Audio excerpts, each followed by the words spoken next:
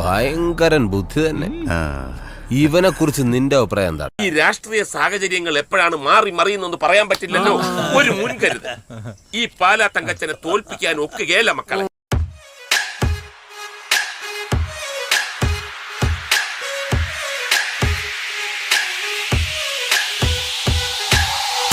വായിച്ചോ ഇപ്പൊ പത്രം വായിച്ചോ?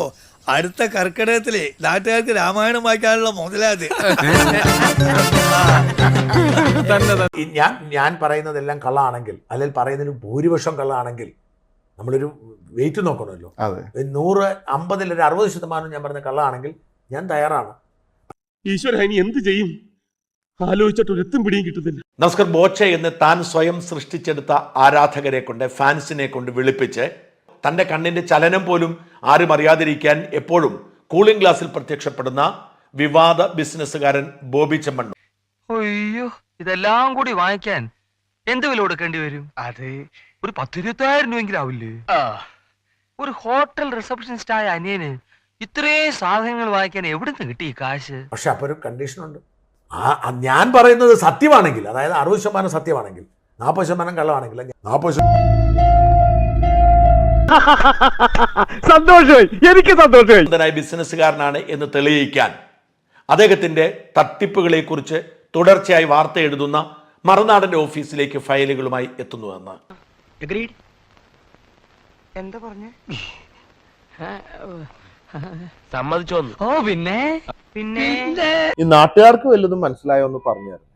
അദ്ദേഹം പറയുന്നത് 60% സത്യമാണെങ്കിൽ, സത്യസന്ധമായ വാർത്തയാണ്.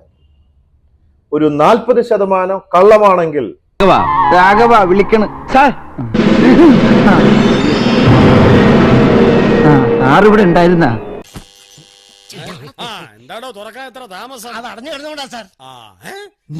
എന്തു ചോദ്യവും ചോദിക്കാം, എല്ലാത്തിനും ഉത്തരം നൽകാം. അങ്ങനെ ബോച്ചയുടെ സത്യസന്ധത ബോച്ചെ ആരാധകർക്ക് മുമ്പിൽ മാത്രമല്ല മലയാളികൾക്ക് മുമ്പിൽ തെളിയിച്ചെടുക്കും. അങ്ങനെ തെളിയിച്ചാൽ മറുനാടൻ പൂട്ടണം. സമ്മതിച്ചു.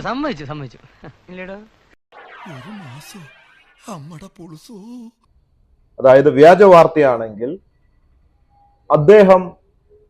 അദ്ദേഹത്തിന്റെ വ്യാജ വാർത്താ പ്രസ്ഥാനം അടച്ചു പൂട്ടേണ്ടതില്ല എന്നൊരു രീതിയിലേക്കാണ് ഇപ്പോൾ പറഞ്ഞു വരുന്നത്. ആർക്കറിയാം അവന്റെ കാര്യം? പുണ്യം കിട്ടാനല്ല ജോലി ചെയ്യുന്നത്. ഒരു കാര്യത്തിൽ മിസ്റ്റർ ഷാജാൻ, ഞാൻ താങ്കളെ അപ്രിഷിയേറ്റ് ചെയ്യും. താങ്കൾക്ക് കുറ്റബോധം തോന്നിത്തുടങ്ങി. താങ്കൾ തന്നെ സ്വയം തുറന്ന് സമ്മതിക്കാൻ തുടങ്ങിയിരിക്കുന്നു. എനിക്ക് എഴുതാനല്ലേ സാറേ അറിയൂ, വായിക്കാറില്ലല്ലോ സാറേ. ഉത്സവം കഴിഞ്ഞ് കൊടിയിറങ്ങി, ഞാനങ്ങനെ ഇറങ്ങിക്കോട്ടെ. വെച്ചത് താങ്കൾ ചമച്ച വ്യാജ വാർത്തകൾക്കെതിരെ രേഖാമൂലം ഞാൻ താങ്കളുടെ സ്റ്റുഡിയോയിലോട്ട് വരാൻ തയ്യാറാണ്. നാട്ടുകാർക്ക് കൊതി തീരെ കല്ലും ചെരുപ്പ് എറിയാനും കൂവാനുള്ള ഒരു പ്രസ്ഥാനമാണല്ലോ ഇത്. 40% വ്യാജ വാർത്തയാണെങ്കിൽ, കള്ളമാണ് എന്നെങ്കിൽ താങ്കൾ തന്നെ പറഞ്ഞിരിക്കുകയാണ്. അത് അപ്രിഷിയേറ്റ് ചെയ്യുന്നു. കാരണം മനുഷ്യരാണ്. ഒരു ക്വാളിറ്റി എന്ന് പറയുന്നത് തെറ്റ് പറ്റിയാൽ ഇംഗ്ലീഷുകാരൊക്കെ പറയുന്ന പോലെ ഐ ആം സോറി. കളിക്കല്ലേ? താങ്കളുടെ ഈ വ്യാജ വാർത്താ ഫാക്ടറി അടച്ചുപൂട്ടാൻ തയ്യാറാണോ?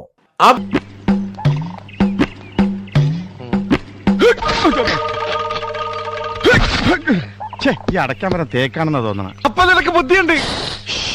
നിനക്ക് ബുദ്ധിയുണ്ട്. താനൊരു കല്യാണ ബ്രോക്കറാണോ അതോ മാമയോ? വായ്പല്ലില്ലാത്ത BBC സംസാരിക്കരുത്.